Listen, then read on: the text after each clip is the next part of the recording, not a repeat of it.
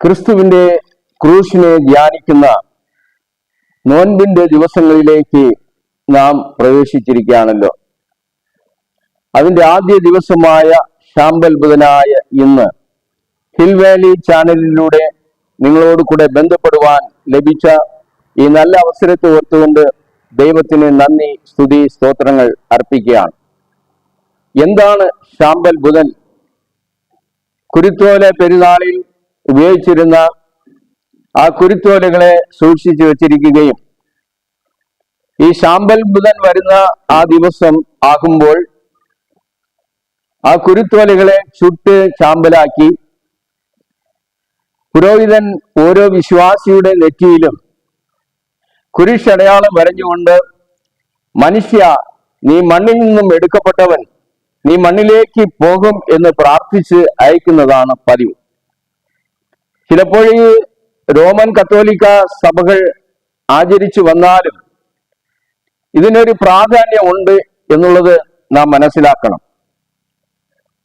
ഈ നോൻപ് എന്നുള്ള ആ മലയാള പദം എന്നത് ലെൻഡ് എന്ന ഇംഗ്ലീഷ് പദത്തിന്റെ അർത്ഥമാണ്. സാധാരണയായി ഈ ദിവസങ്ങളെ നാം ലെൻഡൻ ഡേയ്സ് എന്നാണ് നാം പറയുന്നത്. ഈ ലെൻഡ് എന്ന് പറയുമ്പോൾ അതിൻ്റെതായ അർത്ഥം എന്നുള്ളത് സ്പ്രിംഗ് ടൈം എന്നതാണ്, വസന്തകാലം.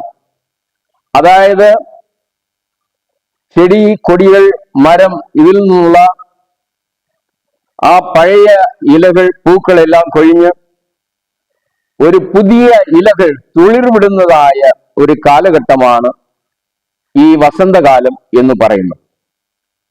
അതുപോലെയാണ് നമ്മുടെ ക്രിസ്തീയ ജീവിതത്തിലുള്ള പഴയ അനുഭവങ്ങളെല്ലാം മാറിക്കൊണ്ട് ഒരു പുതിയ ജീവിതത്തിലേക്ക് അല്ലെങ്കിൽ പുതിയ അനുഭവത്തിലേക്ക് നാം കടന്നു വരേണ്ട ഒരുക്കത്തിന്റെ ദിവസങ്ങളാണ് ഈ ലെൻഡൻ ഡേയ്സ് എന്ന് പറയുന്നത്.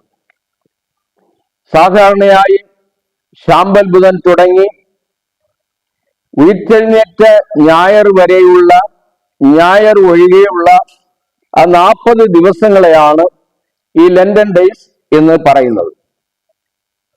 ഈ 40 ദിവസങ്ങൾ മാത്രമല്ല നമ്മുടെ ജീവിതം പുതുക്കം പ്രാപിക്കേണ്ടത്.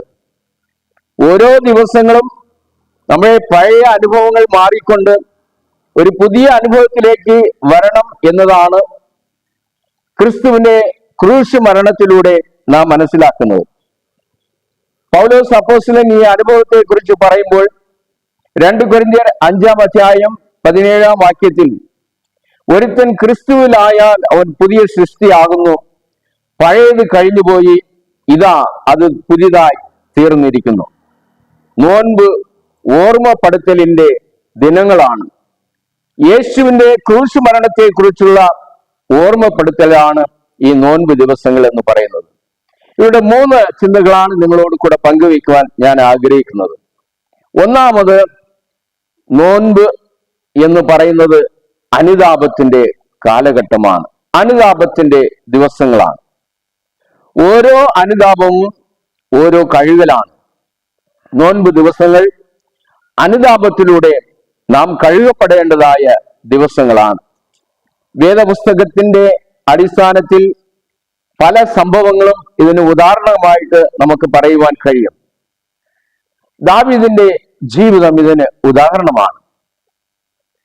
ദാവീദ് പാപം ചെയ്തപ്പോൾ നാഥാൻ പ്രവാചകനിലൂടെ ആ ഉണർത്തപ്പെട്ട ആ വേളയിൽ തന്റെ ജീവിതത്തെ കുറിച്ച് അനുദപിക്കുന്ന ഒരു അനുഭവമാണ് 51-ാം സങ്കീർത്തനത്തിൽ ദാവീദ് പാടിയിരിക്കുന്നതായിട്ട് നമുക്ക് കാണുവാൻ കഴിയും. എന്താണ് ദാവീദ് പാടിയത്? എന്നെ നന്നായി കഴുകി എന്റെ അകൃത്യം പോക്കണമേ, എന്റെ പാപം നീക്കി എന്നെ വെടിപ്പാക്കണമേ, എന്റെ ലംഘനങ്ങളെ ഞാൻ അറിയുന്നു, എന്റെ പാപം എപ്പോഴും എന്റെ മുമ്പിൽ ഇരിക്കുന്നു. ഇവിടെ ദാവീദിന്റെ ദൈവത്തോടുള്ള ഒരു അനുതാപത്തെയാണ് ഈ സങ്കീർത്തനത്തിലൂടെ നാം പഠിക്കുന്നത്. അങ്ങനെയാണെങ്കിൽ ഇന്ന് നമ്മുടെ ജീവിതം എന്ന് പറയുന്നത് ഒരു അനുതാപത്തിന്റെ അനുഭവത്തിലേക്ക് കടന്നു വരേണ്ടത് ആവശ്യമാണ്. അനുതാപം നമ്മുടെ ജീവിതത്തെ കഴുകുന്ന ഒരു അനുഭവമായി മാറണം എന്നാണ് ഈ സംഭവത്തിലൂടെ നമുക്ക് കാണുവാൻ കഴിയുന്നത്. അത് മാത്രമല്ല, ദാവീദ് എന്നെ നന്നായി കഴുകി എന്റെ അകൃത്യം പോക്കണമേ, ഞാൻ കഴുകപ്പെടണം, എന്റെ ജീവിതം, അഴുക്കായ ജീവിതം മാറി ഒരു കഴുകപ്പെട്ട അനുഭവത്തിലൂടെ ഒരു പുതിയ ജീവിതത്തിലേക്ക് ഞാൻ കടന്നു വരണം എന്നാണ് ദാവീദ് അനുതാപത്തോടു കൂടെ ഈ സങ്കീർത്തനം പാടിയത്. അതുപോലെ ലൂക്കോസ് 15-ാം അധ്യായത്തിലേക്ക് നാം കടന്നു പോകുമ്പോൾ ഇളയ മകന്റെ ആ ഉപമ എന്ന് പറയുന്നത് ഒരു അനുതാപപ്പെടുന്നതായ ഒരു മകന്റെ ഒരു ഉപമയാണ് അവിടെ നമുക്ക് കാണുവാൻ കഴിയുന്നത്. പിതാവിന്റെ സാന്നിധ്യം വിട്ട് അകന്നുപോയി പാപത്തിന് അടിമയായി ജീവിച്ച് പിതാവിന്റെ സ്നേഹം നഷ്ടപ്പെട്ട് അതിൻ്റെതായ വേദനകൾ, പ്രയാസങ്ങൾ തന്റെ ജീവിതത്തിൽ അനുഭവിച്ചപ്പോൾ അവൻ തന്റെ ആദ്യ ജീവിത അനുഭവത്തെ ഓർക്കുകയും ഇപ്പോഴത്തെ ജീവിതത്തെ അവൻ ഓർത്തുകൊണ്ട് തന്റെ മനസ്സിൽ അനുദപിക്കുന്ന ഒരു ഭാഗത്തെയാണ് നമുക്ക് ലൂക്കോസ് 15-ാം അധ്യായം അതിന്റെ 18-ാം വാക്യത്തിൽ നമുക്ക് കാണുവാൻ കഴിയുന്നത്. അവൻ എന്താണ് പറയുന്നത്? ഞാൻ എഴുന്നേറ്റ് അപ്പന്റെ അടുക്കൽ ചെന്ന് അവനോട്, അപ്പാ, ഞാൻ സ്വർഗത്തോടും നിന്നോടും പാപം ചെയ്തിരിക്കുന്നു, ഇനി നിന്റെ മകൻ എന്ന പേരിന് ഞാൻ യോഗ്യനല്ല. ഇവിടെ ഈ ഇളയ മകന്റെ ജീവിതം ഈ അനുതാപത്തിലൂടെ കഴുകപ്പെടുന്ന ഒരു അനുഭവമായിട്ടാണ് നമുക്കിവിടെ കാണുവാൻ കഴിയുന്നത്. ഈ അനുതാപം വീണ്ടും സ്വന്തം മകനായി അവനെ അംഗീകരിക്കുന്നതായിട്ട് തിരുവചനം നമ്മെ പഠിപ്പിക്കുന്നത്. ദാവീദിന്റെ ആ അനുതാപം എന്ന് പറയുന്നത് അപ്പോസ്തല പ്രവൃത്തികൾ 13-ാം അധ്യായം 22-ാം വാക്യം നാം വായിക്കുമ്പോൾ, ഞാൻ ഈസായുടെ മകനായ ദാവീദിനെ എനിക്ക് ബോധിച്ച പുരുഷനായി കണ്ടു, അവൻ എന്റെ ഹിതമെല്ലാം ചെയ്യും എന്നുള്ള അനുഭവത്തിലേക്ക് മാറ്റപ്പെട്ടതായി നമുക്ക് ആ സംഭവത്തിലൂടെ കാണുവാൻ കഴിയും. എന്നെ കേൾക്കുന്ന പ്രിയ ദൈവമക്കളെ, ഈ നോൻപ് കാലഘട്ടങ്ങളിൽ നമ്മുടെ ജീവിതം എന്ന് പറയുന്നത് ദൈവത്തോടുള്ള അനുതാപത്തിന്റെ ദിവസങ്ങളായി മാറട്ടെ. രണ്ടാമതായിട്ട് ഈ നോൻപ് ദിവസങ്ങൾ എന്ന് പറയുന്നത് അനുരഞ്ജനത്തിന്റെ കാലമാണ്. അനുരഞ്ജനം എന്ന് പറയുമ്പോൾ 3 വിധത്തിലുള്ള അനുരഞ്ജനത്തെ കുറിച്ച് നമുക്ക് കാണുവാൻ കഴിയും. ദൈവവും മനുഷ്യനും തമ്മിലുള്ള അനുരഞ്ജനം, മനുഷ്യനും തമ്മിലുള്ള അനുരഞ്ജനം, മനുഷ്യനും പ്രകൃതിയും തമ്മിലുള്ള അനുരഞ്ജനം. ഈ അനുരഞ്ജനത്തിലൂടെ നമ്മുടെ ജീവിതം ഒരു മാറ്റത്തിലേക്ക് കടന്നു വരേണ്ടത് ആവശ്യമാണ്. ദൈവവും മനുഷ്യനും തമ്മിലുള്ള അനുരഞ്ജനം എന്ന് പറയുമ്പോൾ ലൂക്കോസ് 19-ാം അധ്യായത്തിൽ രേഖപ്പെടുത്തിയിരിക്കുന്ന സഖായുടെ ജീവിത അനുഭവം ഇതിന് ഉദാഹരണമായിട്ട് നമുക്ക് പറയുവാൻ കഴിയും. 19:8 നാം വായിക്കുമ്പോൾ, സഖായിയോ നിന്ന് കർത്താവിനോട്, കർത്താവേ, എന്റെ വസ്തുവകയിൽ പാതി ഞാൻ ദരിദ്രർക്ക് കൊടുക്കുന്നുണ്ട്, വല്ലതും ചരിവായി വാങ്ങിയിട്ടുണ്ടെങ്കിൽ 4 മടങ്ങ് മടക്കി കൊടുക്കുന്നു എന്ന് അവിടെ യേശു കർത്താവിനോട് കൂടെ അനുരഞ്ജനപ്പെടുന്നതായ സഖായിനെയാണ് അവിടെ നമുക്ക് കാണുവാൻ കഴിയും. ഈ സഖായിയുടെ യേശുവിനോടുള്ള അല്ലെങ്കിൽ ദൈവത്തോടുള്ള അനുരഞ്ജനത്തിലൂടെ ഇവനും അബ്രഹാമിന്റെ മകനാകിയാൽ ഇന്ന് ഈ വീട്ടിന് രക്ഷ വന്നിരിക്കുന്നു. ദൈവവും മനുഷ്യനും തമ്മിലുള്ള അനുരഞ്ജനം അബ്രഹാമിന്റെ മകന്റെ ഒരു അവകാശമായിട്ട് മാറ്റപ്പെടുന്നതായിട്ട് നമുക്ക് കാണുവാൻ കഴിയും. മനുഷ്യനും തമ്മിലുള്ള അനുരഞ്ജനം എന്ന് പറയുമ്പോൾ യാക്കോബ് അവരുടെ സംഭവമാണ് ഇതിന് ഉദാഹരണമായിട്ട് നമുക്ക് പറയുവാൻ കഴിയും. യാക്കോബ് സഹോദരനായ ഏശാവിനെ വഞ്ചിച്ചവൻ, പറ്റിച്ച് ഏശാവിന് ലഭിക്കേണ്ട അനുഗ്രഹം തട്ടിമാറ്റിയവൻ. എന്നാൽ ഏശാവിനെ കണ്ടു ഭയന്ന് ഓടിപ്പോയി അമ്മാവന്റെ വീട്ടിൽ. വർഷങ്ങൾ കടന്നുപോയി, വീണ്ടും അവൻ തന്റെ സ്വന്തം നാട്ടിലേക്ക് കടന്നു വരുവാൻ ആഗ്രഹിക്കുകയാണ്. എന്നാൽ ഏശാവിനെ കുറിച്ചുള്ള ഭയപ്പാടുണ്ട്.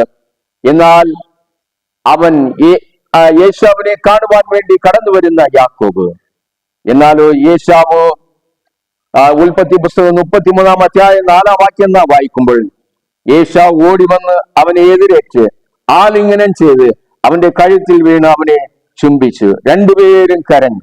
പരസ്പരമുള്ള അനുരഞ്ജനം വീണ്ടും സ്നേഹമുള്ള സഹോദരങ്ങളായിട്ട് മാറ്റപ്പെട്ടു എന്നാണ് തിരുവചനത്തിലൂടെ നാം മനസ്സിലാക്കുന്നത്. അങ്ങനെയാണെങ്കിൽ നാമും പരസ്പരം ഉള്ള ഒരു അനുരഞ്ജനത്തിലൂടെ നമ്മുടെ കോപങ്ങളും പകകളും എല്ലാം മാറ്റപ്പെട്ട് വീണ്ടും ഒരു സ്നേഹത്തിന്റെ അനുഭവത്തിലേക്ക് കടന്നു വരുവാൻ കഴിയും. അവസാനം മനുഷ്യനും പ്രകൃതിയും തമ്മിലുള്ള അനുരഞ്ജനം. ഇന്ന് മനുഷ്യനും പ്രകൃതിയും തമ്മിലുള്ള അനുരഞ്ജനം ഇല്ലാത്തത് കൊണ്ടാണ് കാലാവസ്ഥ മാറ്റങ്ങൾ സംഭവിക്കുന്നത്, ഇന്നും പലവിധമായ രോഗങ്ങൾ കടന്നു വരുന്നത്. എന്നാൽ ദൈവം മനുഷ്യനെ സൃഷ്ടിച്ചതിന് ഒരു ഉദ്ദേശമുണ്ടായിരുന്നു. ഉൽപ്പത്തി 2:15 വാക്യം നാം വായിക്കുമ്പോൾ, ദൈവം മനുഷ്യനെ കൂട്ടിക്കൊണ്ടുപോയി ഏദെൻ തോട്ടത്തിൽ വേല ചെയ്യുവാനും അതിനെ കാപ്പാനുമാക്കി. എന്നാൽ മനുഷ്യന്റെ തുടർന്നുള്ള ജീവിത അനുഭവം എന്ന് പറയുന്നത്, ആ സൃഷ്ടികർത്താവായ ദൈവം എന്ത് ഉദ്ദേശത്തോടു കൂടെ ഈ സൃഷ്ടികളെ സൃഷ്ടിച്ചുവോ അതിനെക്കുറിച്ചെല്ലാം മറന്നു കളയുകയും അതിന് വിരോധമായിട്ട് പ്രവർത്തിക്കുകയും ചെയ്യുന്ന ഒരു അനുഭവം ഉണ്ടായതിലൂടെയാണ് ഇന്ന് ജനമെല്ലാം കഷ്ടപ്പെടുന്നതായിട്ട് നമുക്ക് കാണുവാൻ കഴിയും. അവസാനമായിട്ട് നോൻപ് ദിവസങ്ങൾ വീണ്ടെടുപ്പിന്റെ ഒരു ദിവസമാണ്. വീണ്ടെടുപ്പ് ആരിലൂടെ, എങ്ങനെയാണ് വീണ്ടെടുപ്പ് എന്ന് പറയുന്നത്? യേശുക്രിസ്തുവിന്റെ ക്രൂശിലൂടെ ഉണ്ടാകുന്ന ഒരു വീണ്ടെടുപ്പാണ് ഈ ദിവസങ്ങളിൽ നമുക്ക് ആവശ്യമായത്. 1 യോഹന്നാൻ 1:7 നാം വായിക്കുമ്പോൾ, അവന്റെ പുത്രനായ യേശുവിന്റെ രക്തം സകല പാപവും പോക്കി നമ്മെ ശുദ്ധീകരിക്കുന്നു. അതാണ് ക്രിസ്തുവിലൂടെ ഉണ്ടാകുന്ന, അല്ലെങ്കിൽ ക്രിസ്തുവിന്റെ ക്രൂശിലൂടെ ഉണ്ടാകുന്ന ഒരു വീണ്ടെടുപ്പ് എന്ന് പറയുന്നത്. 1 തീമോഥെയോസ് 1:15 നാം വായിക്കുമ്പോൾ, ക്രിസ്തു യേശു പാപികളെ രക്ഷിപ്പാൻ ലോകത്തിൽ വന്നു എന്നുള്ളത് വിശ്വാസവും എല്ലാവരും അംഗീകരിപ്പാൻ യോഗ്യമായ വചനവും തന്നെ. അതേ പ്രിയ ദൈവമക്കളെ, ഈ നോൻപ് ദിവസങ്ങളിൽ നമ്മുടെ ജീവിതം ക്രിസ്തു യേശുവിലൂടെ ഒരു വീണ്ടെടുപ്പിന്റെ ദിവസങ്ങളായി മാറേണ്ടത് ആവശ്യമാണ്.